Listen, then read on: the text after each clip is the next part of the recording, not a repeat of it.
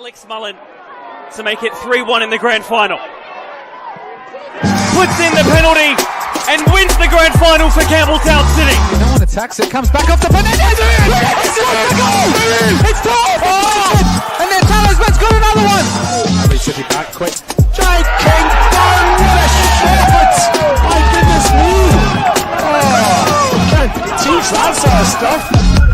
Sends it in, keeps it low, and it's gone in! It's gone in! LA Uni have scored in time added. Tries to get under control, and the shot from Tolland! Salisbury into a 2-0 up! Neil Butler with another chance, it's 2-1 to Playford! Persistence has paid off for Playford! One touch the keeper, puts it into the bottom corner. Beach gives him a shoulder after that as well. He's lost his clean sheet, and he's lost his head with a red card! David, this is massive! The girls sing and the geezers too, yeah, we're doing this thing. Hello and welcome to episode 16 of One Game at a Time. It is Wednesday, the 4th of June. I am Seb O'Neill and Mark Talbot. What is your favourite video game you've ever played? Oh, that's such a good question. See, I do have quality in these sometimes. No, that is such a good question. And you know what? I'm going to go with NBA themed. I'm going to go NBA Jam. Oh, okay. That's not a bad one.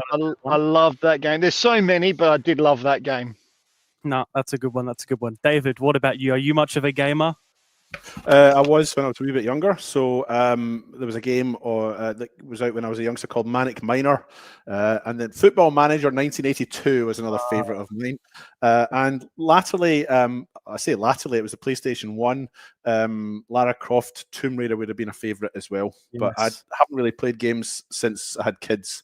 The kids kind of put a stop to everything, including general enjoyment of life. I'm sure they'd love to hear that. I'm kidding on. Alessio, what about you? I'm going to go with Crash Bandicoot, Seb. Oh, another good one. Reason, just like nostalgia, what you played when you were younger? Yeah, it was probably one of the first PlayStation games I played on at friends' houses who did have PlayStations. And yeah, I think it came on that Sony Ericsson phone that I had as well. So it was pretty fun. So Football Manager 1982 wasn't big for any of you guys then? No, Football Manager in general is a very, very good pick in general. Right. But actually, is it just? Did you only ever play that particular version? Have you been up to date lately? I think I had 1983 as well. Look at you! I had a Football Manager save. I managed Alessio, and he wasn't very good for me. So I had to release him, and then I reckon the 3 years after he didn't get another club. So hopefully your real life career trajectory goes a bit better than that, Alessio. Considering I'm not your manager, we'll move on with our picks of the week. I'll go first. We've had another big signing, the WMPL. Chelsea Dorber has joined Campbelltown City. A big signing for them, a big player in general. And I think David's Campbelltown are really trying to make a statement that they are going to stay in this league. And you had the claim that they're going to make finals. Well, I might remind you that after the first or second round, when they were bottom of the table and hadn't won a game, I predicted they would stay up. But I've increased that gamble now. I think I made a statement in commentary last week that I believed they would make finals, and they're still bottom of the table now. There's just something about them. They were a wee bit unlucky, I think, not to get the win against Metro United in the game that I covered. And I think there's just something about them. There's just a little bit of a buzz about the place. And I think they're in good hands in Rukiki and Omero, the coaches. And they've got players coming back who've been away. And I'm taking up your pick of the week here, Seb. But yes, you're right. I still think they'll make finals, even though they're bottom of the table halfway through, or just over halfway through. I like your boldness. I do like it, Alessio. I'll have you both know that the only people of us who predicted them to make finals this year is Mark and I. Mark had them in 5th, I had them in 4th. So what did you guys know in March or February that we didn't know? That great minds think alike. I don't know. But yes, very exciting, and I think Campbelltown definitely a team to look out for the rest of the season. David, we'll go straight back on to you. Yeah, so end of an era, farewell to Nathan Elliott. He's hanging up his boots after 508 games. So a one-club person, made his debut in 2002, aged just 19, and has been at the Adelaide Hills Hawks ever since. I'm reading off their tribute to him. He spent many years as the club captain. He's won multiple Golden Boot and Best and Fairest awards with the club, and was a Young Player of the Year recipient in his second year in senior football. He's a Hall of Fame member for the Hawks and a life member of Football South Australia. He could have been a basketball player. He's obviously very tall, and that was his chosen sport when he was a junior. I'm not sure how much junior football he did play actually as a youngster. But basketball was his preferred sport initially, and then moved over to soccer, and has become a bit of a local legend up here, and a nice guy to boot as well. And I always feel ancient when he's around because I used to play with his older brother. So, yeah, that makes me feel ancient. But yeah, he was carried off the pitch at the weekend. I think we were sort of advised or told a couple of weeks ago that this was going to happen, but we hadn't said anything. Yeah, I kind of wish you'd just seen the season out, though. Why didn't you just see the season out, Nathan? Make it to 515 or something. Bit disappointed in you for that. But never mind. Yeah, Nathan Elliott, my pick of the week, retiring after 23 years of FSA senior football. Made his debut 4 years before I was even. Well, Alessio, would have you been born either? Oh, yeah, I was born 2002, so he made his debut when I was born, and by the time I made senior football, I played against him. So I made my debut before both of you were born. Yeah, 100 years. Mark, we'll go on to you. Yeah, my pick of the week is sad news. It's the passing of an absolute legend of the game here in SA and broader Australia. Donald Campbell passed away last week, OAM and AM. He was inducted into the Football South Australia Hall of Fame, awarded life membership, and he was also awarded Football Australia Hall of Fame in 1999. Absolute. Everyone knew who he was. Absolute legend of the game here in SA. He also did radio for many years with a football show where he was on with Nat Adamopoulos, or formerly known as Nat Adamopoulos, Ben Dale, and some other local greats that were heavily involved in the game. So Kenny Tosh is another one. So it's very sad news that of his passing last week, but it certainly leaves a mark on the game here in SA and Australia as well. Yeah. I'd even say globally, Mark, he refereed a World Cup qualifier between New Zealand and Taiwan in 1986. Yeah, so yeah, he was also, I think he was the first Australian referee to be internationally recognised. Yep. Wow. I think he was the Australian referee of the year 3 years in a row in the 80s as well. Played at Wembley, played for Scotland under 15s. Yeah, he was a massive referee, and he even mentored so many of the referees we see today in the SA community as well. So yeah, a sad loss, but yeah, he brought a lot to the game, and he was out at so many venues. I remember seeing him as well. And so you see him everywhere. He was a lot of games, that's for sure. Yeah, absolutely. Our condolences do go to him and his family. He will be missed. Alessio, we'll go on to you. Yeah, my picks of the week, a couple of stately results that were pretty surprising, I think, from most people's predictions, as well as being really good home wins for not home win for the second one, but home win for Cove against Sturt Lions. I'm not sure if you have the goals up there from the State League goals wrap, but we've always said that it's a tough place to go down there at the Southern Soccer Facility at Cove. And Sturt Lions, after such a great start, they're losing a few players at the moment, and it seems like they're stumbling a little bit. I mean, they've got that gap for a reason, but going away to Cove, and you see from these highlights as well, someone's got to fix this angle that they're filmed here at Cove, because the sun is very annoying at 3 p.m. kickoffs. They really need to organise the sun to be better, really. They need to ask for a favour. Just fix your kickoff times a bit later. Or move the camera to the other side. Yeah, put the camera on the other side. But they'll be in front of people, I guess, unless they've got a roof, so you're good at those. But yeah, it's a massive win for Cove. I mean, they've had some unfortunate results in the past, only losing at home in the previous week to Cobras late on. So for them to win this game, it is massive for them in their push to probably even make finals this year.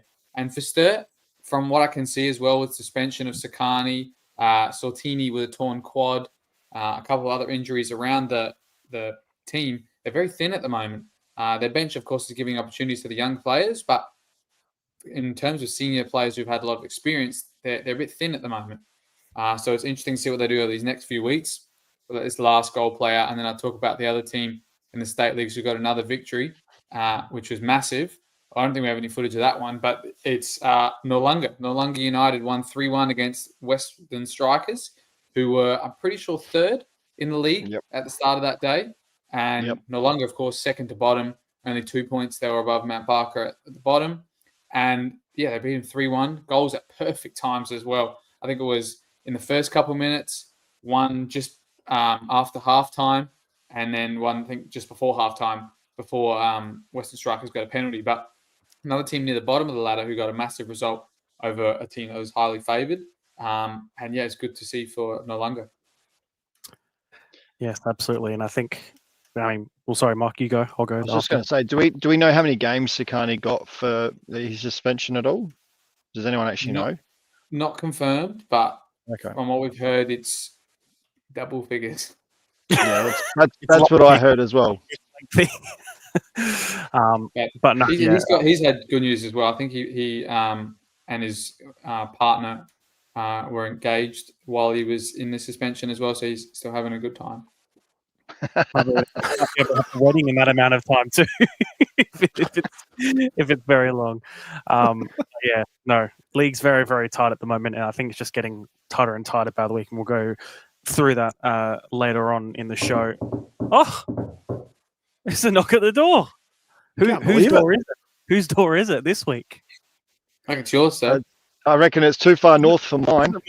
Is it mine? Cool. Okay. I reckon it might be. It's awkward, doesn't it? I've never had to. All right. Well, all right. It's the first time he's ever had to get the door.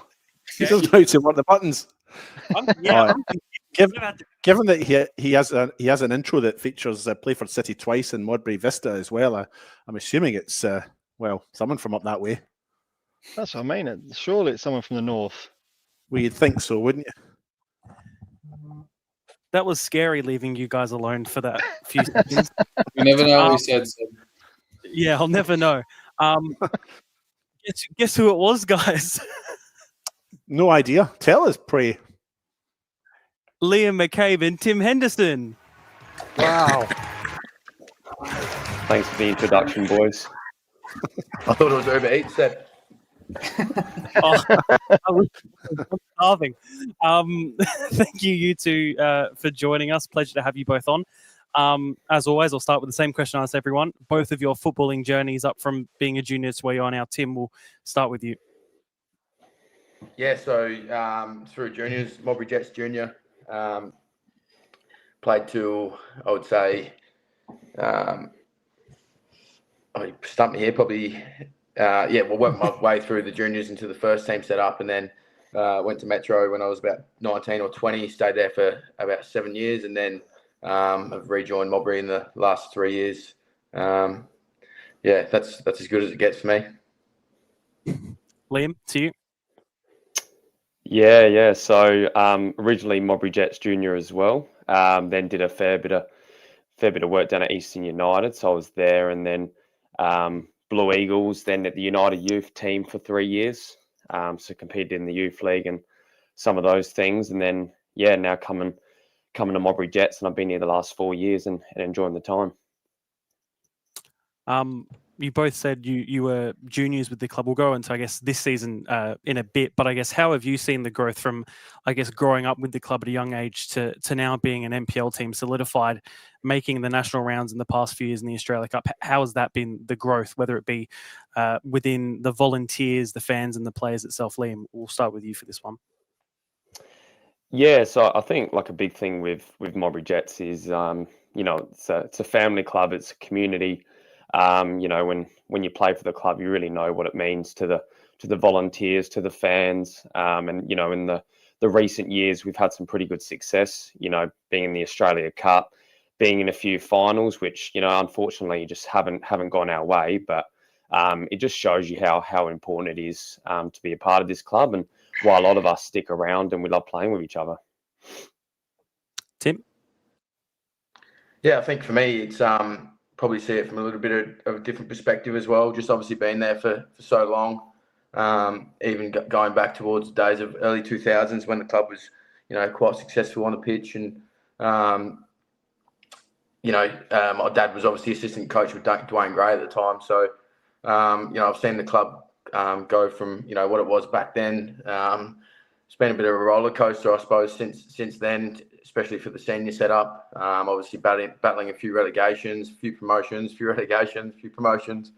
So I think now where we currently are with, Morris and Jeff at the helm of the club, is really just trying to get that stability in the club. And I guess, trying to not be that yo-yo club that, we have been for the sort of last, 20 years, because you only have to take a look at your Campbelltowns, your Metros, and your clubs like that, and how stable they are from the top.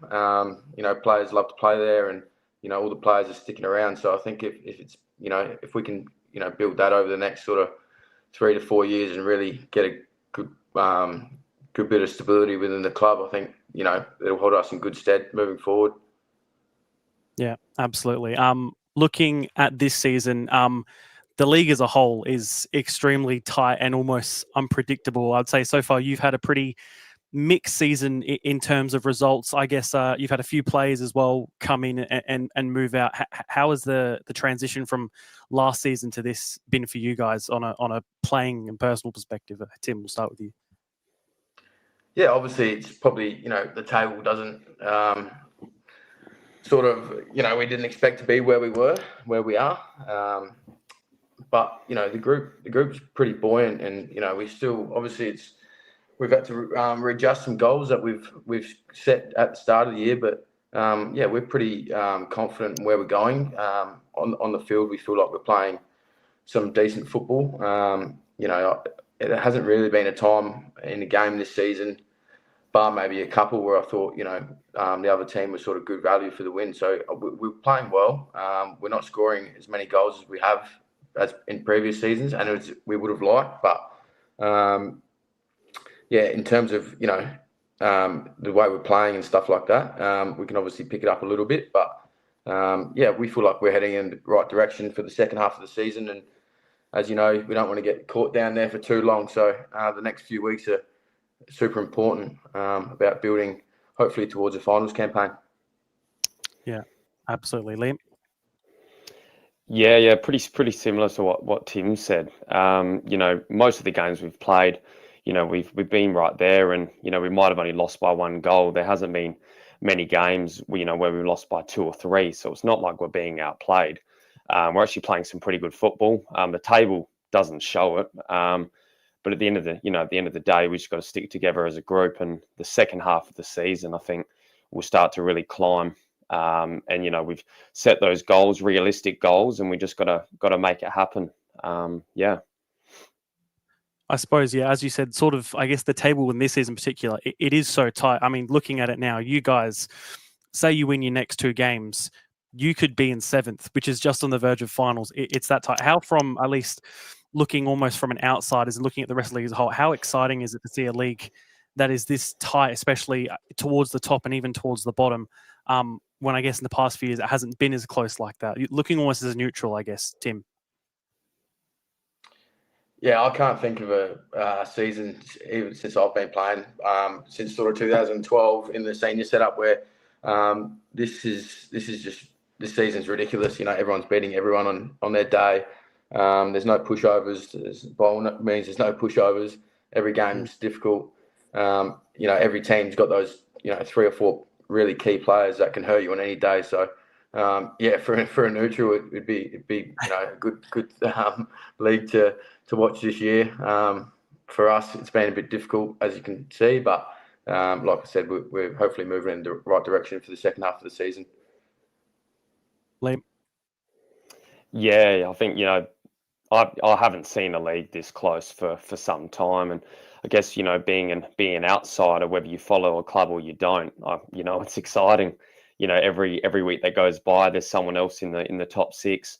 And on your point before, Seb, that we win 2 games, we're on the cusp of the finals positions. That's just how close it is. So I don't think you can really take much away from the league at this point. You know, we obviously want to move from where we are, but you know, I guess it brings a little bit more hype around the competition. You know, gets people to the games, and you know, brings a bit more money in for the local football community, which is good. Absolutely. Talking about Modbury as a club as a whole, what are the things that I guess you treasure and appreciate most about it? You've got a great ground you play at, however chilly it may be some nights up there commentating. Good volunteers, and I think just a general your playing squad as well seems very tight together, Liam. Yeah. I think one of the big things when you play soccer and you've played it for such a long time is the relationships that you build. You know, us as a team, we're a strong unit, and a lot of us, the core guys, have been there for a while now as well, which is nice. So I think that, you know, holds one of the biggest values of anything. But you know, it also comes down to appreciating what the volunteers do for the club. You know, Jeff, the president, Morris, who's, you know, is a brilliant coach. I think it all comes together, and it's shown in the bit of success that we've had the last few years. And I think Tim mentioned before, is just getting that little bit more of stability, you know, the next 3 to 4 years. And I think, you know, we'll be a driving force to, you know, try and win the league or, you know, get back into the Australia Cup again. Absolutely. Tim? Yeah, I think you obviously touched on facilities. Obviously, as we've spoken about, I've been at the club a long time, and you know, the facility that we have down there at the moment is awesome. Jeff's obviously done, and the committee's done a lot of work behind the scenes to you know, get the money in, get the grants in to build you know, a good home base for the senior setup, as well as the amateurs now as well. Yeah, the club's really thriving at the moment, which is good to see. Yeah, absolutely. Your amateur squad as well is very, very strong year upon year. So good to see the club as a whole just doing well. David, Alessio, Mark, to you, your questions. David, we'll start with you. I'll pick. He wasn't ready. Sorry, I was on mute.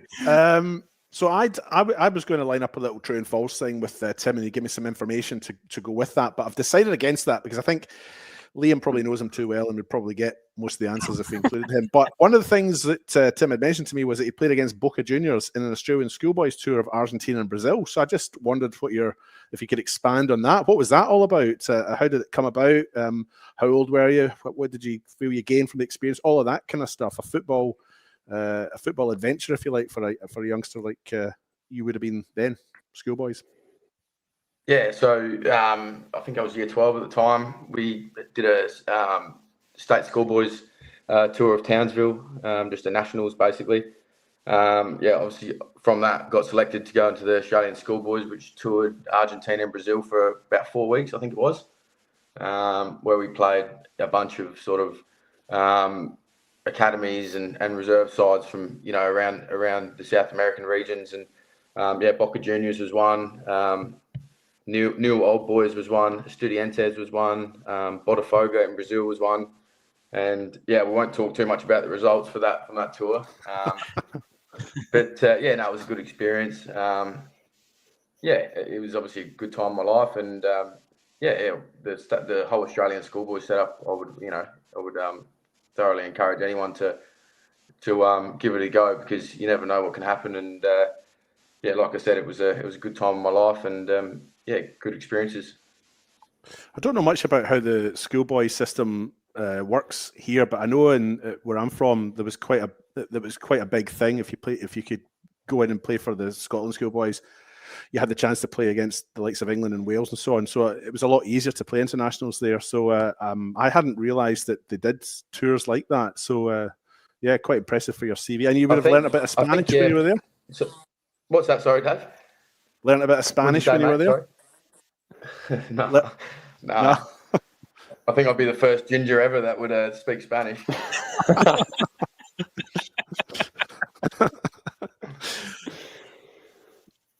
Sorry, Seb, that's I haven't got anything else right now. Sorry. All good. Mark? Yeah, I've got a couple of questions. I'll start with Liam. You mentioned you were in the AU youth setup. How did you find that? Because I'm not sure how long ago it was now that you were in that, but how did you find that setup? And do see it? Has it changed? Because obviously you're now looking at it from an outsider, and you play against them. Have you seen a change in that setup, or is it still much the same? What did you take from it? Yeah, so my time when I was in the youth team, I think I was probably 16 to 19, 20 years of age when I was in that, and that's when I was involved in the youth league. So I played in that twice. We did a lot more travel back then as well. So I went to Indonesia and played some of their premier teams over there in the Premier League. Also played in the MIC tournament. So versus the likes of Barcelona and some of those, major setups and academies. So I feel like back then, experience-wise, and what you got a lot more. Whereas now, of course, you don't have the youth league, you don't have all of that. So it's really they only play the National Premier League, and then whether they make they get an A-League scholarship from there. That seems to be the pathway. But nonetheless, probably now they're probably getting a lot more opportunities of young ones actually moving forward, as you've seen in recent years compared to when I was. So, I guess it's a good thing for young players in SA. I guess they've got the opportunity to move into that setup and try and get a professional contract out of it.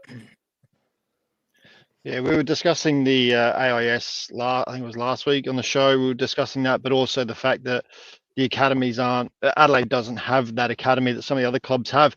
But if they could combine what you had with what they've got now, how much of a benefit that would be for those players would be massive if we could link with we've now got it with PSV, but getting those youth players into those competitions that you played in. Yeah, I think so. Like if we can get whether a proper academy set up and get some of those links going. One, I think it gives good opportunity for the young players. Obviously exposure is a massive thing, but also from a young age, when you are versing, whether it's, some older players or just gaining that experience early, really helps you develop as a player. So I think if they can get a bit more of a link in that regards to some, as you mentioned, PSV, and when we get some more avenues going, then it might actually give some young players to move into the Europe setup. Like I love the fact that, early building and, learning your trade within the A-League is a great idea. I think that's very important, but, get a little bit more, European exposure as well would be nice. Yeah, it certainly would be. That's for sure. I think they all need it, to be honest. I mean, jump across. Hendo, got a question for you in the fact that, as you said, you were Modbury Jets born and bred effectively. How did you find the transition from your debut in Modbury at such a young age to then moving to a club like Metro and then the transition back to Modbury? How was that? Obviously, you spent quite a bit of time at Metro, but you spent obviously a lot of time at Modbury. So how did you find those transitions and how did that initial move come about as well? Yeah, so I missed a bit of that question, Mark. Sorry, but I got most of it. So initially when I think I got relegated maybe twice with Modbury from I think maybe when I was 17, and then we got relegated from the MPL when I was 19, and at that stage I was still sort of looking to challenge myself, I guess, and still trying to strive for an MPL career, Michael Peroni, who was the coach at the time at Metro, reached out during the off season, and to be honest, I didn't really have to think twice. It was as much as I loved Modbury at that time. I thought I stuck around a few times, and I could have potentially left. So it was about testing myself at probably the best MPL team at the time, and I mean the transition. To be honest, it was different for sure. Like. The professionalism at Metro at the time was paramount compared to Modbury at the time.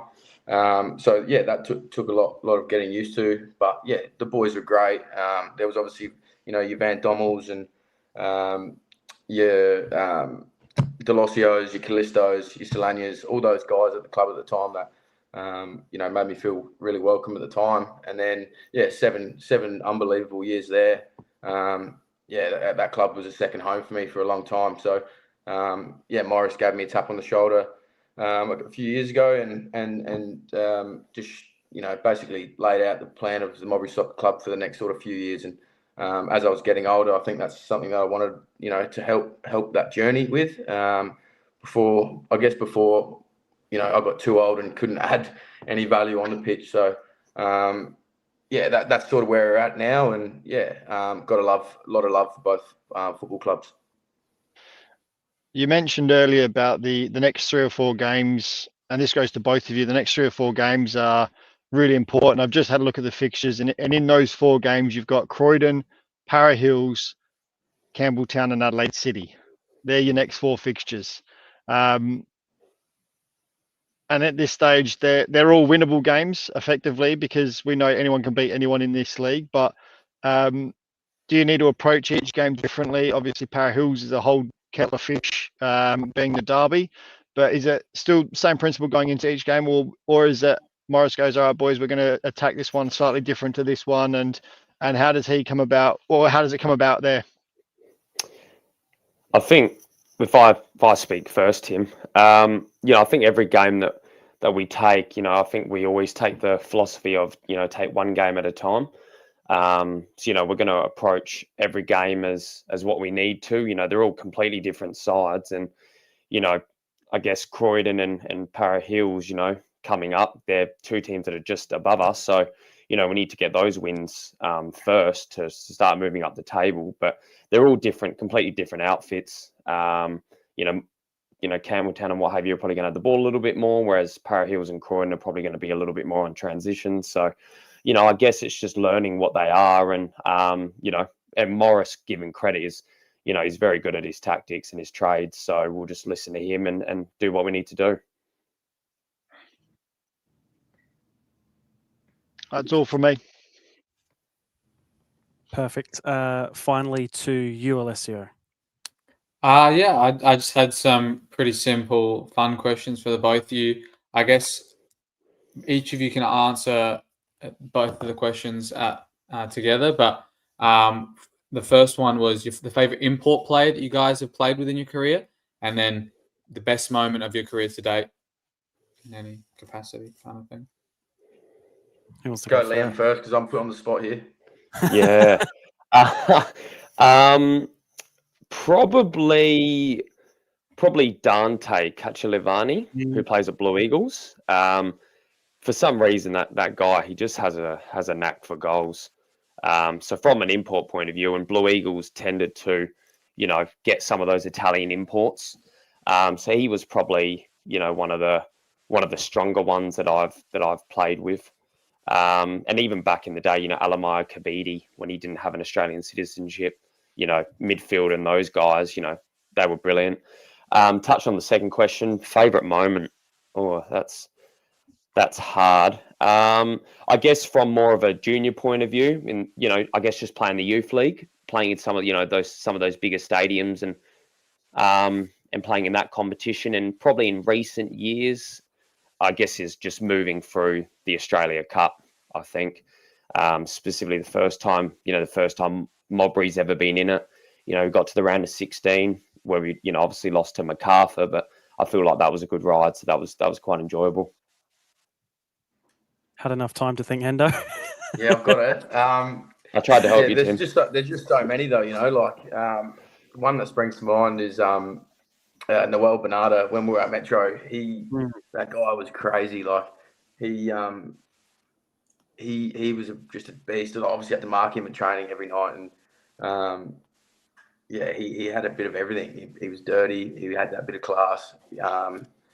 He was angry. He was happy. He was everything, all the emotions you want in a striker. So he was a handful. And you know what? I know it wasn't part of the question, but Yoey Matsumoto, that guy over the years has been an unbelievable import for this league. And wherever he goes, he's probably one of the hardest players I've had to mark. So I'll mention his name as well. And what was the other question? Sorry. Favorite moment of your of my career? Yeah. Yeah, I think any silverware that you win at senior level is obviously the pinnacle. That's why we all play. So the 2 cup finals at Metro 2016 and 17 were highlights. And then, just to touch on what Liam said, those Australia Cup, runs that you go on is something that is just going to be with me forever. I've done it a few times at Metro and once now at my junior boyhood club. So those moments will stick with me. David, you had one more? Yeah, I just got another quick question for Tim. It's in 3 parts. I'll give you the first part first. Who would win in a sprint, Liam or Hamish? I reckon could sit on the fence here. No. Can we all pick this one? Oh, do you know what though? I feel like they're that telepathic with each other. They'll just make it a draw. But I reckon we've done a couple of 40-meter efforts pre-season. I reckon Liam was the quickest in the team. So other than Fred Sunday, I reckon. So maybe Liam. I'll put Liam down. Second question: Who would win in a fight, Liam or Hamish? They wouldn't fight. They wouldn't fight. Really? A draw. Yeah. See, so this is the deciding question. Right. Who would win in a dance competition, Liam or Hamish? Hamish. Have you seen Hamish after he scores? Yeah, to be fair. Yeah. Although it's not great though, is it? So maybe Liam. Yeah, well, you tell me. Oh, I love that.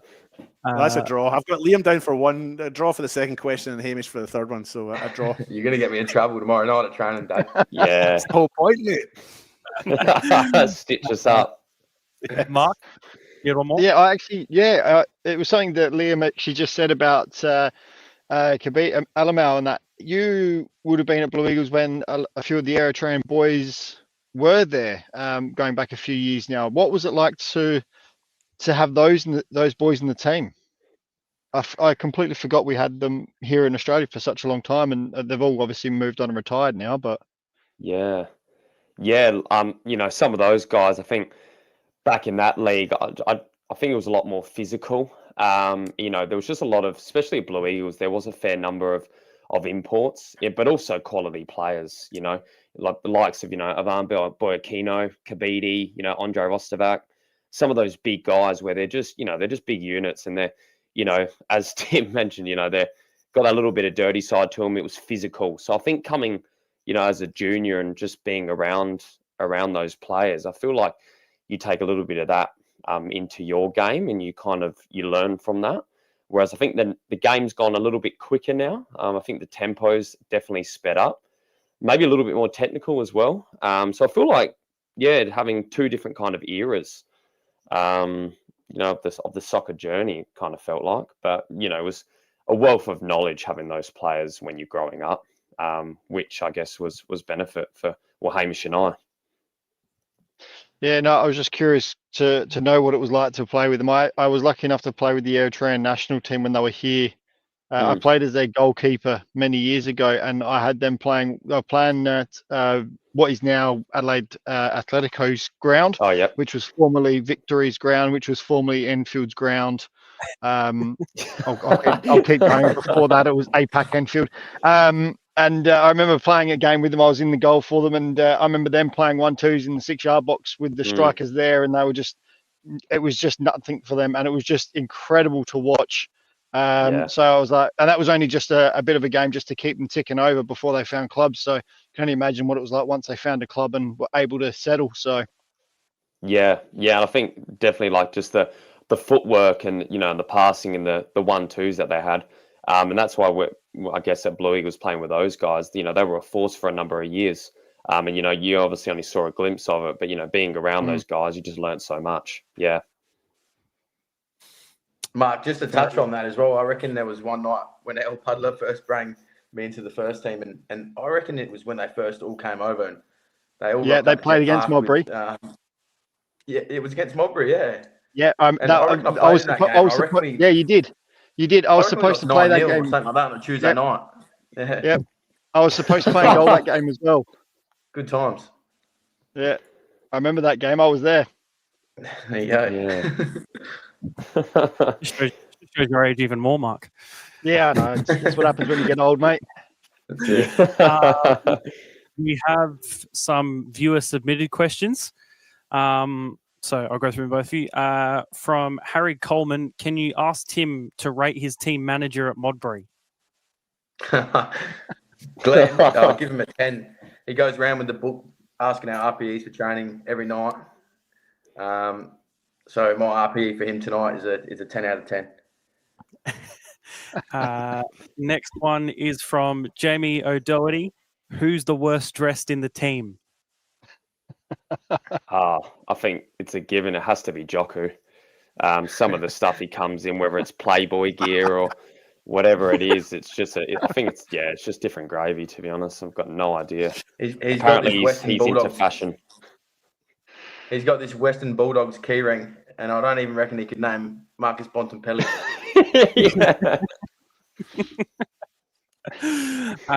Next one is from Shelton BK. Shout out your favorite Resi's player, and then in brackets say Shelton. None of them. None of them. Yeah. The next 5 questions were all submitted individually by the same person. It is one of your teammates, so I'm going to let you guess who. So the first one, best player in training. I'll give Hamish a vote there. So yeah, to be fair, give Hamish as well. All right. If you went to Europe on a holiday, you can only bring 3 players. Who you bringing? Current players or? It just says bring 3 players. So you interpret it how you wish. Well, I guess take Hamish, I'll take Tim, and I'll take Paul Riley. We'll just go on a bender. Are you going to return the favour, Tim, with that? Nah, sorry, Liam. I'm going Tommy Strain, Ryan Strain, and Mitch Cool. This is awkward. Funniest teammate? Probably Joe Machado. Yeah, he's funny. Yeah, he's funny. I have a few laughs with Danny Detroit. He's pretty funny. But yeah, Joe's hilarious.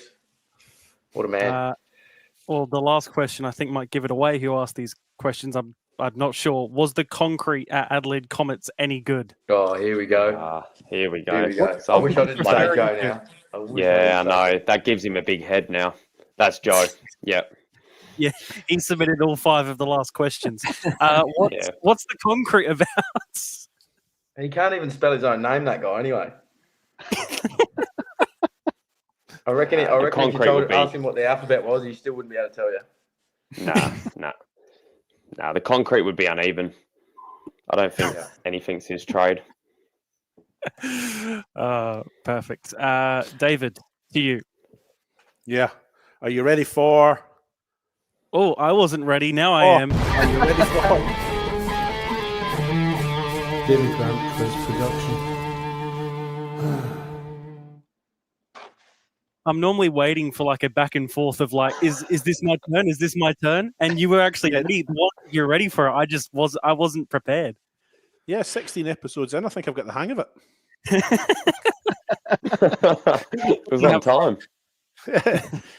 Okay, so tonight's quiz is now you must forgive me. I've got a chesty cough and I'm bravely battling on because I'm just the guy doing his job. I'm no hero sort of thing. But if I do go on mute, it's because I've had a little coughing fit. I've got a bottle of water here and I might have to excuse myself if I'm overcome. Tonight's quiz, it was going to be a true or false about Tim, but as I mentioned before, I felt it was just going to be too hard. I felt Liam would probably know too many of them, and it wouldn't be fair. So I've decided to do a separate quiz, unbeknown to both of the guests, and it's a quiz on Modbury Jets, the club that they've said that they love and know so well and have such great respect for. So I would imagine these two guys are just going to breeze through this with 100%. Tim's going to help us here. Nah, pressure's on now. I'm under the pump.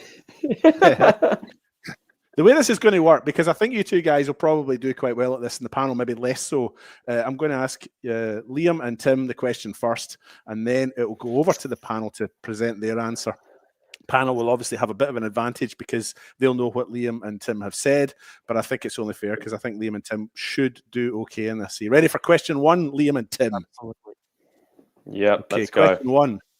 Francesco Schmitzi is the Jets' top goal scorer in the league this season. He's got 4 goals. Who is second top, and how many league goals have they got? I'm going to say Hamish on 2. And is Tim agreeing with you on that? I missed the question. Oh, sorry. Francesco Sorry, Schmitzi sorry. is the Jets' top goal scorer in the league. So just the league, not cup, not friendlies, and so on. Oh. Yeah. Who is? He's got 4 goals. Who's Yeah. second top, and how many league goals have they got? So your teammate. I'm gonna go Zeke with with 2 or 3. 2. Okay, I'll write that down, and I'll pass it over to the panel for their answer. Trying to think. I know the one that I know who's leading in the cup.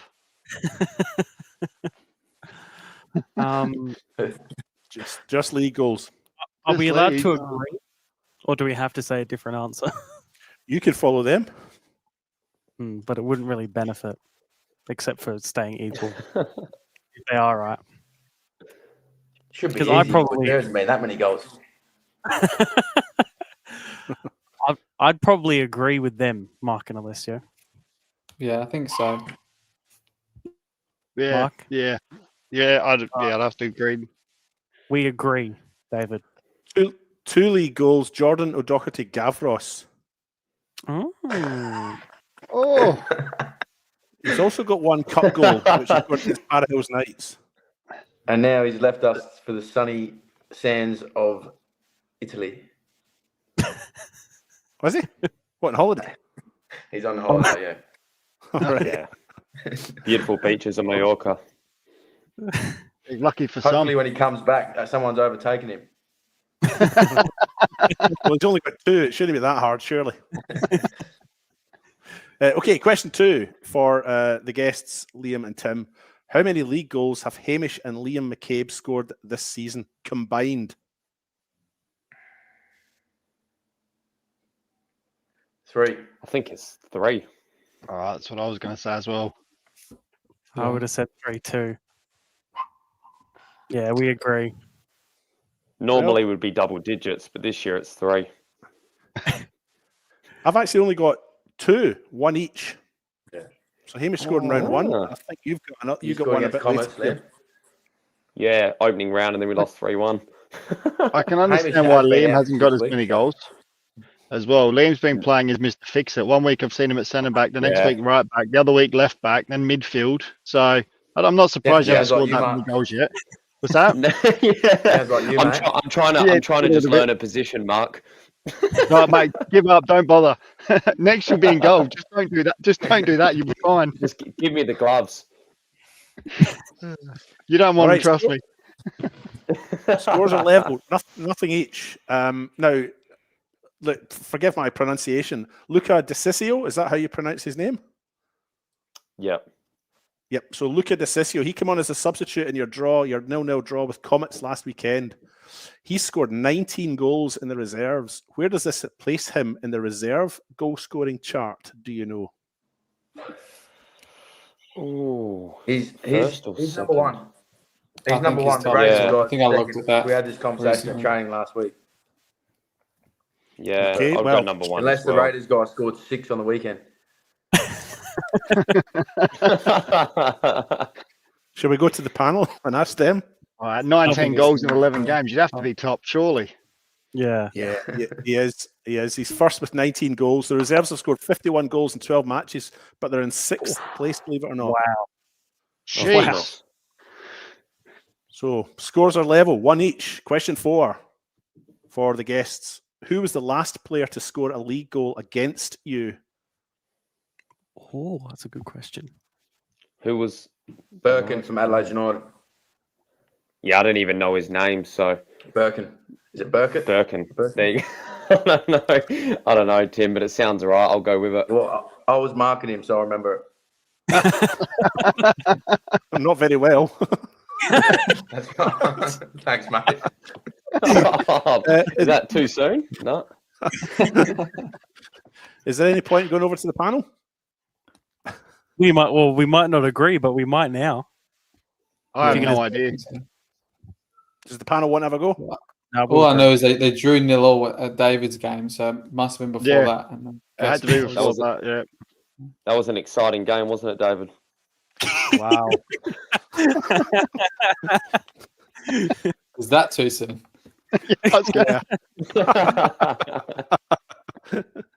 Look, I enjoy the game. Doesn't matter. I enjoy the game. I would have been there probably. Well, maybe not. I think the panel probably just going to go with Brodie Burkett as well. So okay. So that's 2 points each, and we're on to question 5. This weekend, Modbury Jets travel to Croydon FC. When, as in what year, did Croydon last beat Modbury Jets in a league game? Jeez. What's it? On 2022, I reckon. Okay. Yep, 2022 away from home, we lost 3-2. Oh, Bloody hell, That's impressive. If that was, Jeez, if that's you can remember details. that. If Or that's 2023. 2023. 2023 it was. Oh, okay. So I've gone 22. Tim's gone 23. Are you able to come to an agreement with each other on this before I go to the panel? Well, Tim's answer sounded better, so I'll go 2023. More detail. He was so convinced. It was like that was my first year back, and I remember Klimek scored a worldie from 25 yards or something for the winner. Oh, I remember that. Yeah, I'm So pretty sure should I we- was marking should we him. go Tim. to the panel? yeah, I agree with Tim. Yeah. I've left nothing for the imagination there, boys. Round 14. Yeah, that's a good memory, to be fair. Yeah. I was gonna say that's very impressive. Yeah, it was round 14, May 2023. It finished 3-2. Wow. I'll tell you what, bonus points. Can you tell me who scored the 2 Jets goals? Anyone? Is this Hey, same Hamish player? got or- one. I think I was on Hamish this. got one. Yeah. But I'm just... Who got the other? I think I was on this game. I think I'm I going did to say this. Stefan Mateo. It's not a bad shout, Les. He was the second top scorer that season. So Jesse scored a few penalties, so maybe Jesse skip That, Francesca. I was going to go with either Francesca with a penalty, or I was Yeah. going to go a Hendo special. Nah, there's not many specials for me, mate. That's I right. like the how reason, I the haven't reason. been... Go on. I was just going to say, Mark, I like it how I wasn't even in that conversation. No, the only reason I've gone for Hendo is because David mentioned the goal scorers, and it's a rare Hendo goal. That's why I thought he might have mentioned it. I think it I was know how Jesse. David thinks sometimes. I think it was So- Jesse. Could have been a Hamish double. Mm. I'm pretty sure I was on this game, and I want to say I did it with Sean McGreevy and Michael Doyle. I want to say, and it was my first ever game at Croydon. Yeah, Yeah, I'll, what you I'll said. go one Hamish, one Jess. I'm going to go 2 Jesse. Please Okay. be a Hendo special. Do you know what? You should all have listened to Alessio Carocci. Hey! It was Stefan Matteo. he scored like 8 league goals that season. I thought he might have been up there. All right, I'm just going to give you even points That's for good that. from you. Do I get Uh, any bonus points for the score? No. And Tell you what, yes, Tim, I'll give you a bonus should point for the do. score. Because that was But- impressive. No one was Oh. against Croydon. Everything. That just was saying. impressive. Just saying. Yeah, That was you get a bonus. impressive. You get a bonus point for getting the score, and the panel gets a bonus point for getting Stefan Matteo. So the scores are still level. Wow. Points all round. Tiebreaker. Okay, question 6. Which club did Modbury Jets beat 1-0 away in the first round of this year's Australia/Federation Cup? Cobras. Actually, I was going to say the panel can go first. Will we? Oh, okay. Yeah. Sorry. I reckon Cobras, guys. I don't know. I think maybe, maybe We kicked Cobras. off at 9:30 in the night. Yeah, I was going to say that game finished at bloody 12 Oh. o'clock. Yeah, because that was a double header. Because the Brassfoot game was before, wasn't it? With Yeah, Grove, they were cooking a good Okay. barbecue. It's hard to The get on the atmosphere pitch of that with the game was barbie was going. unbelievable. You could hear it from Marion Road. You could hear the Wow. fans from Marion Road. Yeah. We're going to say Okay. Cobras. Okay, Corbers, I'm just going to give you both a point, but I'm going to go back to the panel. I'm going to say, can you tell me who the goal scorer was? Steph Mateo. Not this year. Yeah. This year. Just let us know when we can answer, Dave. Yeah, just waiting for the panel. Hurry up, panel. You know what? I'm going to stick with my boy Hendo Special. I've no idea. I was going to say Skamitsi. Yeah, that's what I was going to say. Okay, I'll pass it over to the guest. All right, it was Paddy You do the McGregor. honours. I crossed the corner. Yeah, well, there you go. Nice work, You get boys. the point for that. I mean, Very question nice. there, but you know. The guests Eventually, I'm going to get one right with Hendo Special. Actually, Please. well, you're not. Okay. Question 7. Trying to get through it quickly now. As the crow flies, this is for the guests. Which of these two grounds is closest to Modbury Jets Smith Partner Stadium? Is it A, Steve Woodcock Sports Centre, home of Campbelltown City, or is it B, the Croatian Sports Centre, home of Croatia Raiders? As the crow flies, which of those two grounds is closest to Smith Partner Stadium? Is this in a straight line, or if you're drawing a line towards it? Or As is a it the crow drive? flies, there's a straight line. Yeah, okay. And it's from centre spot to centre spot as well. I actually went to the Google I know who Maps. I'm guessing. Yeah. I was thinking Campbelltown, but now I don't know. Yeah, it's got to be Campbelltown, isn't it? Because you're heading that direction, and if it's going just in a straight line. If it was the amount of weaving you have to do to get to Steve Woodcock, then I would say the Altar. Yeah. Yeah, I want to go Campbelltown, I think. Okay, over to the panel for your answer. I want to go Croatia. Yeah, let's go Croatia. You boys, we'll go Yeah. the opposite. I was going to say Campbelltown, but we'll go the opposite. I feel like it's Croatia anyway. The guests have got the point there. 400 metres difference. Campbelltown is 7.2 kilometres away, and Croatia Raiders are 7.6 kilometres away.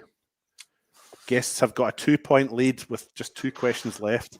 But the last question's worth 44 points. It's all fun. Yeah. It's all good. Okay. Where on the NPL ladder did Modbury Jets finish after the 2024 home and away season?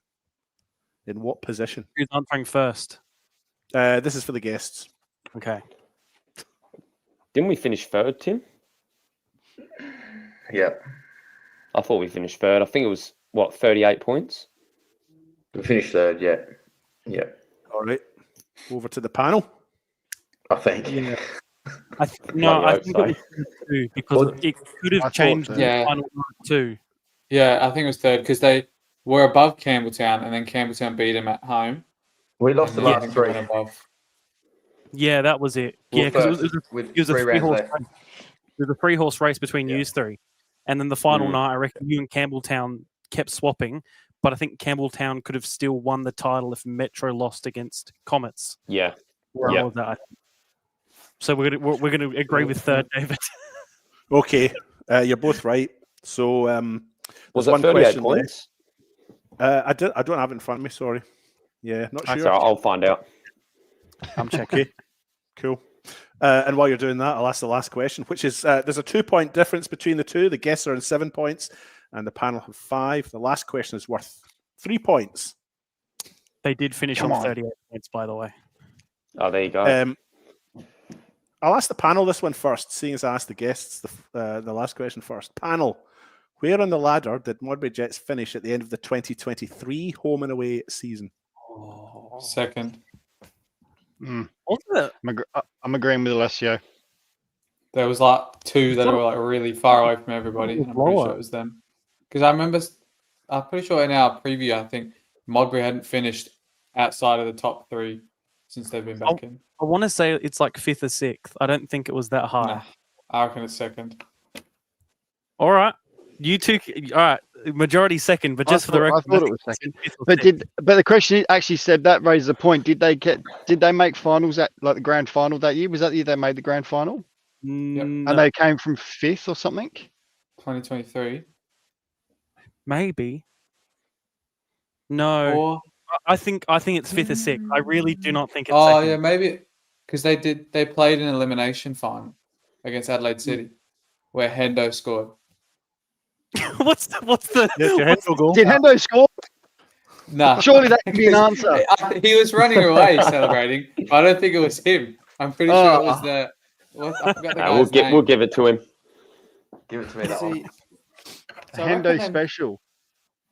You got it. What's your answer, panel? I want to go 5th. I think it was 5th. All right, team Lee, you're the captain, Seb. So you two work it out. I'm going with whatever. You're the only one saying 5th, though, Seb. The other two are. Okay, no, you can do it. It's definitely somewhere in between there. Okay, we're gonna go 5th as a team. Or hang on. Nah, I can't remember that far because back. I'm trying to think. The team they played would have been lower than them, Adelaide City, and I reckon Adelaide City would have just made it in 6. Is it 4v6 and 5v3? Not normally. It's normally 3v6, 4v5. We can I got no compromise. idea. We'll compromise. I reckon 4. We'll go 4. Then. We'll compromise on 4. All right, okay, that's locked in. Now over to the guests. Where do you think you guys finished 2023 after the Pretty home sure and we away? finished 5th, Tim. Yeah, I think we. I'm pretty sure. Adelaide City, I'm pretty sure just made. Did they finish 4th or just the 6th? Did we not finish 6th? Nah. Nah, I thought we finished 5th. I reckon it was the 2 lowest teams played off in the final. I reckon. Could be wrong. Was that the year Adelaide United won? Because and we Modbury just got snuck in on the Metro, last day. and Metro were the highest one. They would have played the lowest team. We beat. Yeah, we then we Sturt lost on the last day. Remember? Second leg comeback was that? Yeah, year. I thought we sneaked in, but I, for some reason I still thought we got 5th. I think it was 5th. But it could have been. Yeah, because you're right. You Because we got beat Sturt, and then I took all their hamburgers home, and then and then we finished 5th. What should be 6th and no one's right. We're going to lock in 5th, Tim. Yeah, you lock in 5th, man. All right, let's go 5th. Okay. Good news. It was 5th, and you get the extra 3-point bonus. So you finish on 10 points. Compromise is never the solution ever. Didn't mind the second shout for this. I swear, I can't remember where I just remember seeing those two. Campbelltown, Metro, Modbury, always top 3 last couple of seasons. I've got the table in front of me. So Metro finished top on 56, Campbelltown second on 53. Then there was a big gap down to Adelaide United. They were on 34.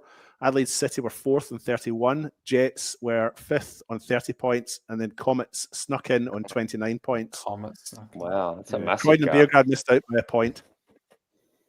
And that concludes...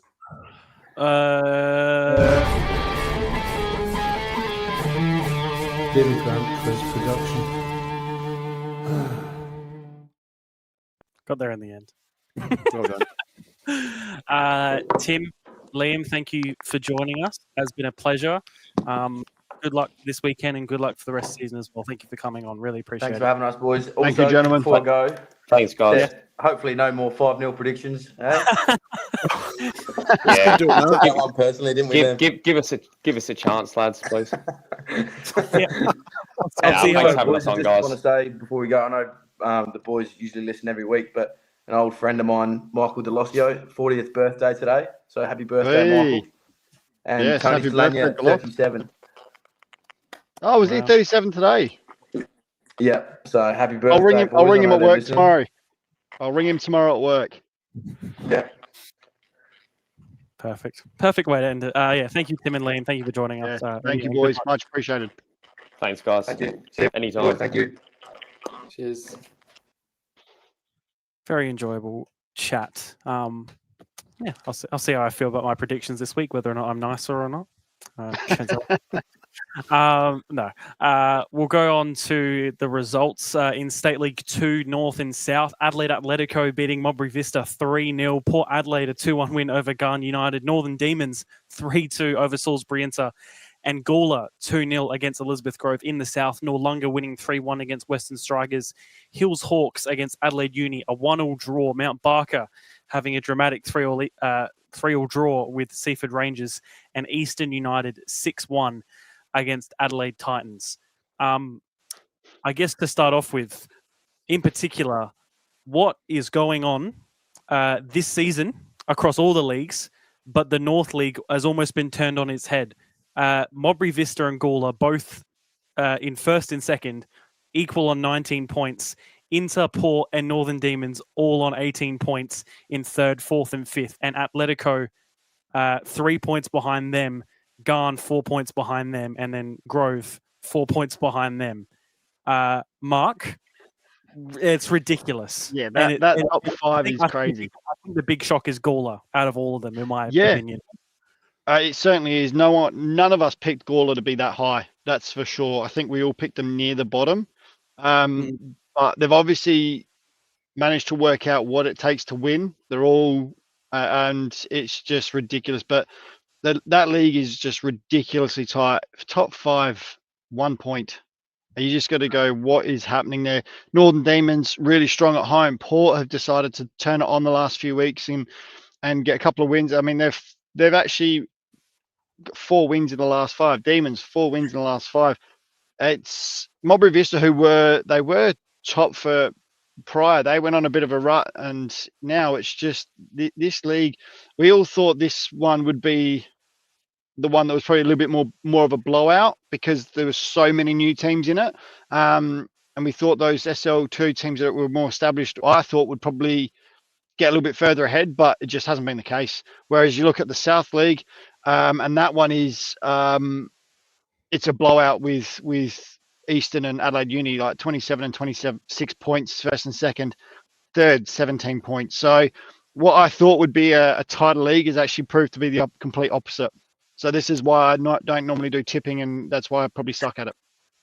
And I suppose before we move on, looking at the South, this probably has been a benefit to having the split league, is that we've had this league, although only 8 teams, pretty much be unpredictable. I think that is, however, maybe negatives we could find with it, and I think there are negatives to having a split league.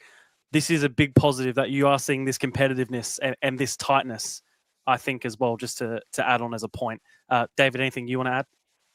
No, not really. I mean, just to tap onto that split leagues thing, it would be interesting to see how these teams would go against each other, wouldn't it? You know, how would Eastern United do in the other division and vice versa? But yeah, no, very tight and very. I mean, it's good for us to be watching, isn't it? Yeah.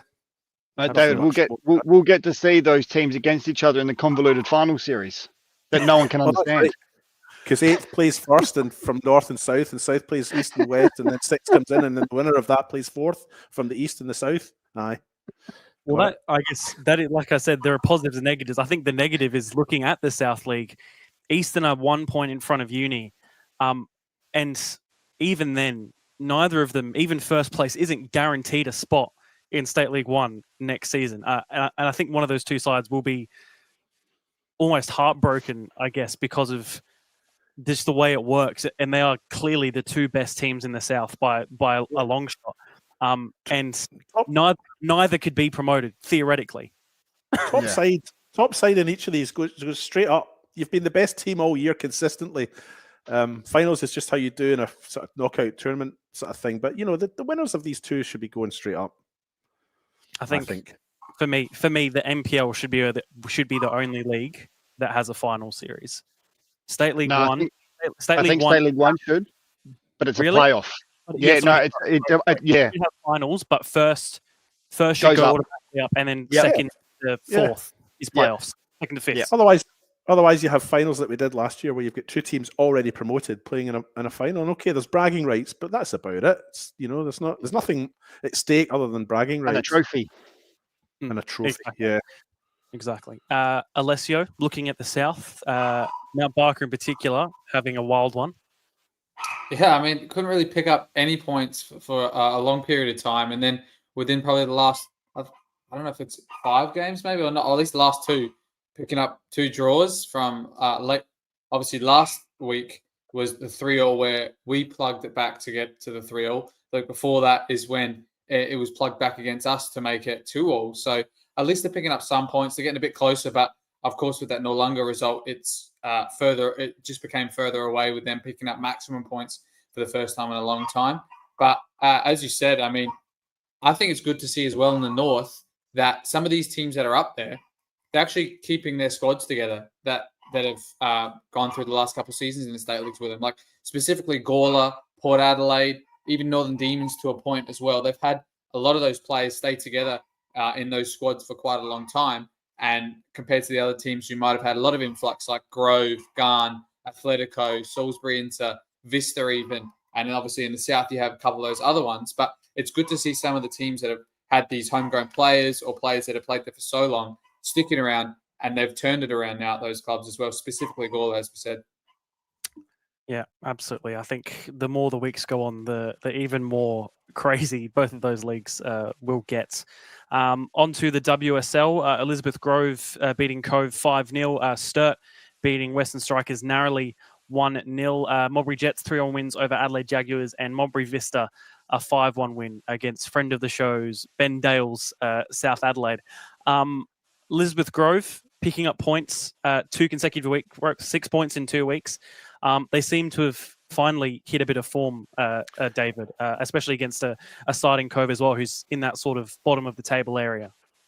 Well, yes and no. So they did beat Sturt, which was a big one, but those last 2 wins have come against the 2 sides down at the bottom with them. So Western Strikers and Cove are the 2 teams that they've also picked up points against. But you're right, they've only lost 1 in their last 4, so they've turned the form around a little bit. But they play Jets next in 3rd, and it'll be interesting to see what comes of that. Hopefully I'm not going to get into trouble from the folk at Elizabeth Grove. But I do wonder if this recent form is just coincidental with them playing teams down around them. Or it's maybe what they needed to, I guess, sort of get their season back into shape, Mark. Are they playing Grove tonight? Grove and South playing tonight, I think. Good question. I think they are. I think they are, yeah. I think they're down or up at Elizabeth for me. Say, Sam, you can probably go and watch, mate. Yeah. It's 5 minutes down the road from where they are. Yeah, no, they are. So, yeah. We'll move on to State League 1. Adelaide Blue Eagles having a 1-1 draw with Adelaide Olympic. South Adelaide also with a 1-1 draw with Adelaide Cobras. Salisbury United trying to regain some form of 4-0 win over last year's finals opponents in Cumberland United. Cove, we spoke about earlier, a 3-2 win against Sturt. Fulham and West Adelaide, both 3-0 wins over Pontian and Vipers, respectively. I suppose, where are the talking points for you guys in this league at the moment, whoever wants to go? I'll start quickly because I think a talking point, and not in a good way, is probably Cumberland.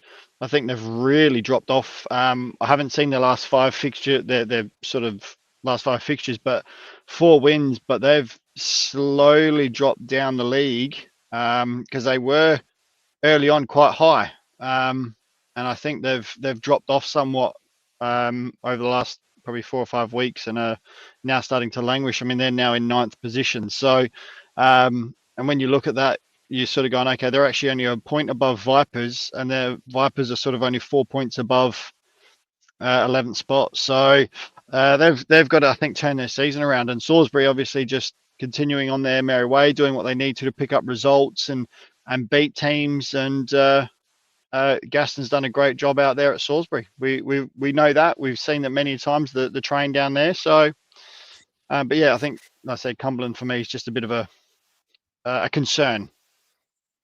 Yeah, I suppose the redeeming thing for Cumberland might be that this weekend Vipers and South Adelaide play the top 2 sides, and Blue Eagles and Sturt. So if Cumberland can get something out of their game with Cove, then there's a chance that they can just get that 3-point buffer back up again. Well, it wouldn't be. Yeah, I just had a look as well. Cumberland, no wins in the last 8 games in all competitions. So they've really had a big fall off. But the other one I would like to talk about, of course, is Fulham United finally picking up some wins. And to my knowledge, from what I heard of a couple of players, I think it was Vince Scousey for Fulham, who's his first start in the seniors this weekend. And he scored 2 great goals. I mean, this one was a bit scrappy. I think it's from Iconomopoulos, who's found a knack of scoring quite a lot of goals. He's a prolific reserve scorer for Adelaide Comets, but now with a full senior gig at Fulham, he seems to be the big provider. But you'll see here, I think this one's Scousey as well. But this second goal, I think, is up for the goal of the week, and he's danced through quite a few of them. I'm not sure why it's taken that long to start him, but he had to come up through the reserves a lot of this year so far, and now he's really paying off to come in the lineup. I mean, it is against the bottom team, but in any case, that's a good way to show why you're ready to start. I think for Pontian as well, it's really not good looking right now, especially even if they are to put a fight up, they're just not even scoring 1 goal. I have to look at their stats and see how many times they've not scored a goal this season so far. But that early season form we saw I'm pretty sure they beat Fulham in this reverse fixture. Oh, yeah. I commentated it. So it just goes to show that the fall they've had from the start of the year where they were looking like a tough team to beat. And now it just seems like everyone can beat them. I mean, just looking at it now, 1, 2, 3, 4, 5 games without a goal. Yeah, their last goal was a 1-0 draw with Vipers. And they've only scored 7 all year. Yeah. 10 behind. Oh, sorry. What's the next closest? Cumberland in 12. Yeah. Yeah. And they've also obviously they've parted ways with Karatsas as well. So I don't know if they've got an interim manager at the moment or a coach, or they've put someone in that's going to take over long term. Don't know, but it's a worrying sign for them. Anything else to add before we move on? We all happy? Perfect. WMPL, Adelaide City, a 1-1 draw against Adelaide Uni. West Adelaide with a 3-1 win over Salisbury Inter. Football SA NTC, a 2-0 win over West Torrens. Burkalla, Adelaide Comets at Service FN away from home, technically, beating 2-0 Flinders United, and Metro United and Campbelltown City playing out a 2-2 draw. We'll start with that because, David, you were there. I was only just, though, because yes, I think, Mark, you were on that one originally, and then there was a cancellation. So I decided I would pack up at Ellis Park, get in the car, and get over there and set up. And I made it with about 10 minutes to spare. So didn't get any food. I was starving, but never mind. I've put that behind me. Anyway, this was the game of the new imports. Madeline Laurel scored the first goal for Campbelltown in 6 minutes. She's the American girl, as in the United States of America girl, who's come into the team. 10 minutes later, though, through ball by Victoria Mansueto put Hayden Ingram through on goal, and she scored with aplomb to level the scores. And that was it right through to the 69th minute when Alicia Ganef is the name, is how I was pronouncing it. If it's incorrect, I'm sure we'll find out. It's a free kick from Jennifer Trimboli. Just a little flick on by Ganef to score her first goal. She's also an American import, Canadian, and looks delighted with that. To be honest, I think the first goal was maybe she had a little bit of fault for the first goal, so she would have been keen to atone for that, but she put that away beautifully. And then but 7 or 8 minutes left, Hayden Ingram scored her second. Ball bounced up quite high for her after the cross in from Mansueto, but she took it well enough and just lobbed the goalkeeper with this little chip to the back post. Toomey beaten to the far post, 2-2. To be honest, I felt Campbelltown were worth the win, and this is why I keep going on about them and suggesting that I think they've got the potential to do quite well. They just can't get the win right now. But maybe with these new players coming in, that will change. I don't know. But for me, I felt Campbelltown were marginally the better of the two sides, and we're maybe a bit unlucky not to hold on for a 2-1 win. But entertaining enough, and I thoroughly enjoyed myself. And they've only gotten stronger, as we said earlier, with Chelsea, Dorber, maybe 1 or 2, still more to come. So I think a very interesting prospect as the season goes on. I was at Adelaide City as a part of a double header. They played against Adelaide Uni in the WMPL. A thoroughly crazy game, very dramatic at points. Probably a bit of controversy as well. A few disallowed goals, one coming off the bar, and I think possibly was it over or was it not over the line? Didn't count in the end. And then Adelaide Uni as well, scoring a goal. I think it was about 5 minutes left to go, which was called as offside. I personally do not think it was offside, but that does happen in football sometimes. Decisions are wrong, some decisions are right, and that's just how it is. But still, just a dramatic game. It was a thoroughly entertaining one to watch, and the turnaround between the two games was even more crazy. Having to the Adelaide Uni players were still on the pitch, having a chat in the dugout as the MPL players were walking out onto the field of play, and then quickly rushing off to let them take their place in there. But no, it was a good night. I think I had two good games, which we'll talk about in a moment. Good weekend overall. Mark, Alessio, anything you want to add? No, nothing from me. Nothing from me either. Easy enough. Sorry, there was one thing just quickly, and it was just something. Probably the voice of women's football, Paul Marcudio, mentioned that with West Adelaide, Nina Yamada scored again on the weekend in their win, and she scored in every single game so far in the league. Like that is just incredible. To score in every game, not averaging a goal a game, but actually scoring in every game. A goal a game. Same as Dennis Backer as well. He's got one in every game too. That's just crazy. Yeah, absolutely. And I think I picked her just as thought it's player worth of the mention. year pre-season as well, by the way. I think a couple of us might have. Did you? No, I think you questioned me. I'll have to go back and look. I can't remember. Mate, I've slept since then. We'll move on to the men's MPL. Metro having a 4-0 win over Campbelltown City. Adelaide City beaten 4-2 by FK Beergrad. Parry Hills Knights having a 1-0 win over West Torrens Burkalla. Adelaide Comets and Modbury Jets with a game probably not needing to be spoken about in too much length. 0-0 draw there. Playfield with the 3-1 loss against Croydon.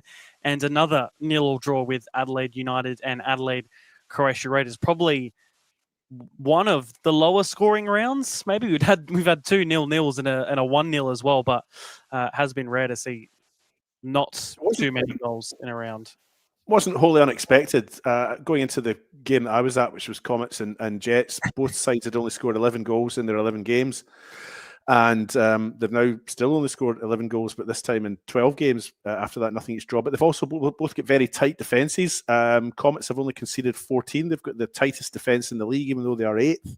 And Modbury Jets have only conceded 17. So it was always going to be a low-scoring affair, I think, which is probably ironic, given I probably predicted a 4-4 draw or something. Look, it was. You get that with some games, don't you? It just it wasn't magic, but never mind. We move on. Alessio, to you. Yep, I was at the Metro versus Campbelltown game last weekend, sorry. And yeah, I mean, we all pretty much predicted a close game, and 3 of us predicted a non-Metro win as well. But as soon as you got to the game and you saw the way that Metro were playing, there was only going to be one winner that day. I mean, even after, while I was in the club rooms with some of the Campbelltown players and coaching staff, they said that most of the goals were due to some of their mistakes. I really don't think they had enough going forward to test the Metro team. I mean, it seemed like everybody in the front 3 of Metro wanted to get a goal, and there was none for Windsor or Visser, who scored against Campbelltown a few times this season already, but both of them were, as you can see, in most of the play for these goals as well. So it just goes to show that they were just all over the park a lot better than Campbelltown. And it's a frustrating one for Campbelltown because before this game, I'm pretty sure they only had one loss in all competitions in their last 7 games. And that was Metro in the Cup last week or so midweek.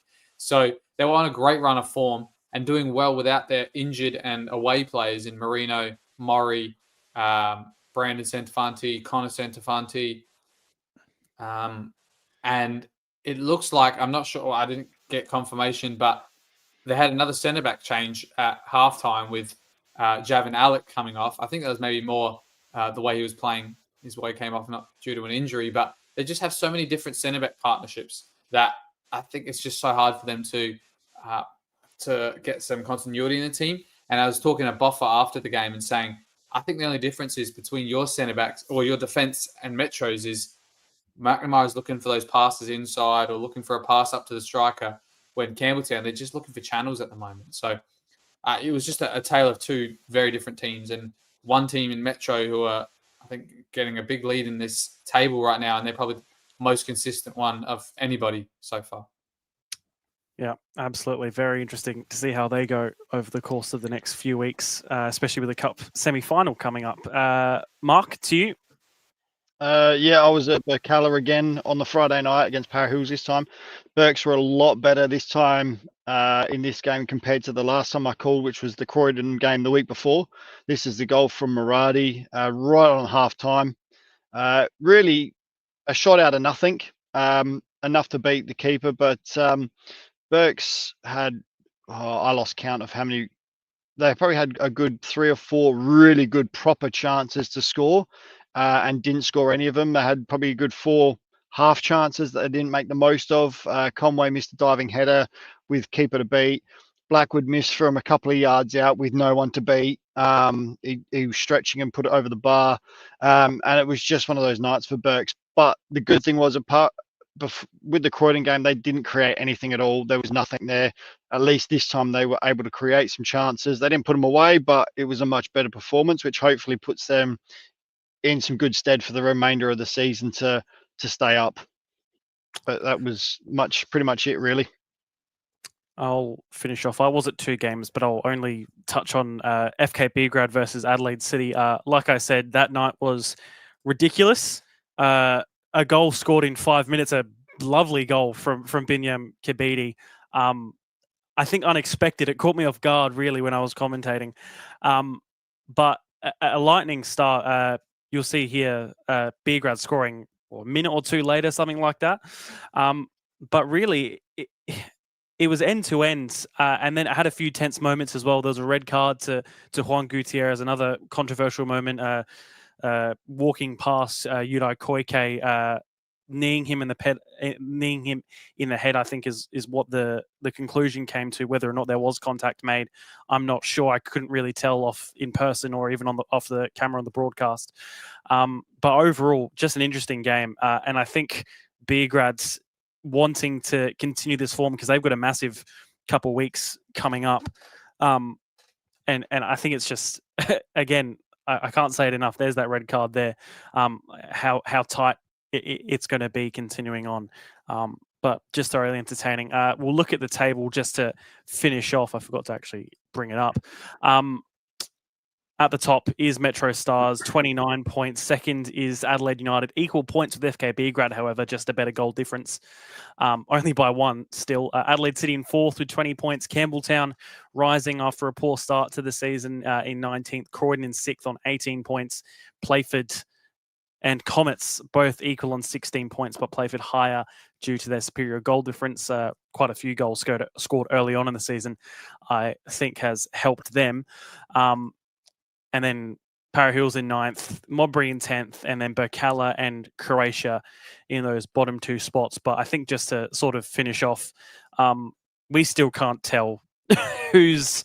I think maybe the top of the table is getting a bit more clear as to who's going to be the winner. I think Metro, obviously, a clear favourite at the moment. Yeah. But I think not even the bottom spot. I think the whole table from 2nd to 12th, I could not tell you who's going to go down at this point. I think the teams that are sort of up the top end, I think, Seb, we can say that they're safe. But when you look at the table, the bottom 3 to 4, you're sort of going, okay, there's a few wins there, and you're right back into it. So, I mean, Campbelltown, not the best of starts. They're now in mid-table. They're looking at finals. FK Beograd, again, team that didn't start that well, now sitting equal second. So, we just can't pick it. Like, we do our tips, and to be honest, like, we're just guessing half the time because this is just, we just don't know that anyone can beat anyone on their day, and it's just proving to be harder and harder this year. As you boys know, I got a funny phone call saying when we picked FK Beograd to win, it was like, well, what do you guys know about City that we're missing? And then they went and beat them anyway. But you know what I mean, and that's what it's like. They're like, well, so it's quite fascinating that this league is just it's just so unpredictable, and that's the best part about it. Yeah, absolutely. We don't have David for the moment, but I think he will return in a bit. But we will continue on with our predictions, and of course, all our predictions will be available on our social media after we are finished, or sometime after we finish, probably tomorrow morning, depending on when you're watching this. Starting off, State League 2 North. Do we need to go to Let's Go first for last week's results? Oh yeah, sorry, I forgot. I do need to know. I think I'm top last time we checked, so I hope it hasn't changed. There was some interesting results last week. All of us got a perfect score. David's perfect score was the 2-2 draw between Metro Women's and Campbelltown. Mark's one was 3-1 West Adelaide Women's win. Seb had 2, with 1-0 Sturt Women to win and 2-0 Gawler Men to win. I had 2 as well, with Demons 3-2 and Port Pirates 2-1. And I had 15 correct winners. Aside from that, David had 13, Mark had 9, Seb had 9. So a little bit of movement. Fortunately for you, Seb, you do stay top with 241 points. I'm in second now with 236. Wow. Good work. Being bottom last week. Mark in third with 235. And David in fourth with 234. Wow. So climbed right up. Yeah, 1 point between David and Mark, 1 between Mark and I, and 5 points between Seb and I. Jeez, it's just like the NPL, mate. Everything's anyone tight. Can beat anyone. Well, we'll go on with this week's predictions. State League 2 North, Northern Demons versus Modbury Vista. I'm going to go 2-0 Demons. Oh. Where is this, Seb? Up at Northern Demons in Port Perry. Northern Demons and Modbury Vista.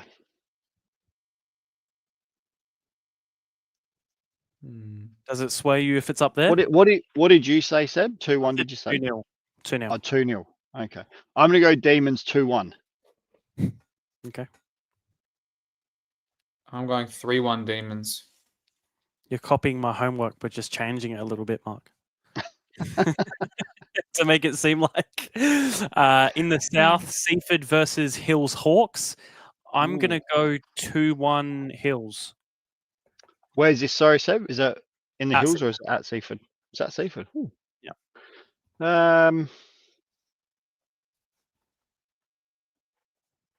I'll go Seaford 3-1. 3-2, sorry. 3-2. If it comes back to 3-1 and Seaford win 3-1, I'm going to be pissed. I'm going to go 3-2 Hawks. WSL Sturt versus Cove. I'm going to go 2-0 Sturt. I'm going 4-1 Sturt. I was going to look at maybe 5 or 6-1. But let's go 5-1. Okay. State League 1. I've actually somehow picked Sturt twice in a row. Sturt versus South Adelaide. Big Southern. Oh, what a good game this is going to be, just quietly. Those two teams Where is this hate one? each other. Is this at South? At Sturt. Because It's I don't associate them, but it's not a derby. It's just they hate each other. Going back to when they were both trying to vie for promotion, I think 2022 maybe it was that maybe that year. Or 2020 or something like that. Actually, yeah, you're right there. Let's go 2020. They were both top of the table. Like it was just each, and it came down to the finals and stuff like that. And they both just wanted to destroy each other. It was fantastic. And I think it's just played each other in the NPL finals 2020. Yeah. One as well. And I think it's just continued on from there that they've just sort of really gone after each other. So it's always been a lot of players go between the two as well. So yeah, there's been a few players, yeah. So were you at yeah? Pardon? Yep. Yeah. And there was some wild ones as well because they were going for promotion in between there as well. But then some of the games between them were ridiculous. I remember was it 4-0 South Adelaide at South Adelaide on a Friday night. JJ scoring all 4 and with 2 offside goals as well. And then it was like, then you play them on a hot day at West Beach. They couldn't put 2 passes together and Sturt beat him. So yeah, it was But I think it'll be an interesting one this week, especially with how thin Sturt's squad is at the moment. I don't think they're getting anyone back. So I'm going to go South 2-1. I'm going to go 2-0 Sturt. 3-0 Sturt for me. On to WMPL, Campbelltown versus Flinders. Campbelltown 2-0. Yeah, I'm going to go... This is where Campbelltown got their first win, right? No. But I want to say they maybe first drew points, maybe. Yeah, it's that late draw maybe at Campbelltown. No, that was against Uni. I can't remember what the score last time they played each other, but I think Campbelltown will win 3-0, and I reckon Chelsea will score. Assuming she's playing, which I'd imagine if they've announced her, she would be playing. You would think so. Yeah. I'm going to go 3-2 Campbelltown. Okay. And then finally, I think there's only... there's one game between Croatia and Beograd on Monday. Oh. Just that little one. The little one? That's going to be played twice in almost a week span, or 2 weeks even. Yeah. Oh, Well, this one's at Croatia, isn't it? at Croatia, yeah. Yeah. Oh, I think Beograd, but I think it being at Croatia is a very different atmosphere. Oh,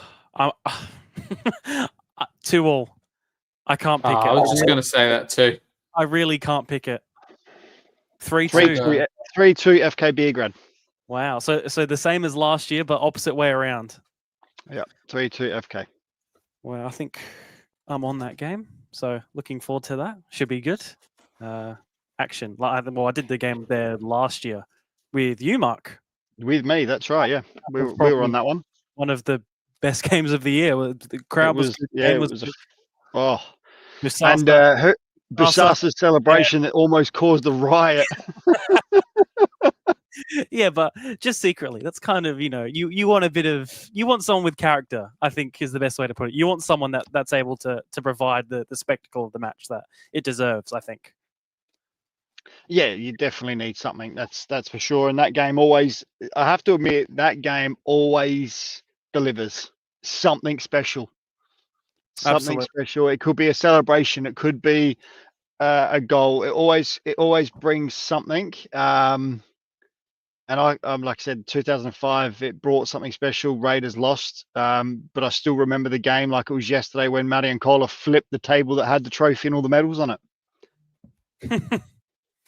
Were you playing? Yeah. So I played that game and we lost, and he was our reserve goalkeeper. And the trophy was out on the pitch at Hindmarsh and all the medals and that, and he was not a happy chappy that we lost. And over went the table with the trophy and the medallions. It was great. Well, we get it twice in 2 weeks. How's that? Very, very exciting.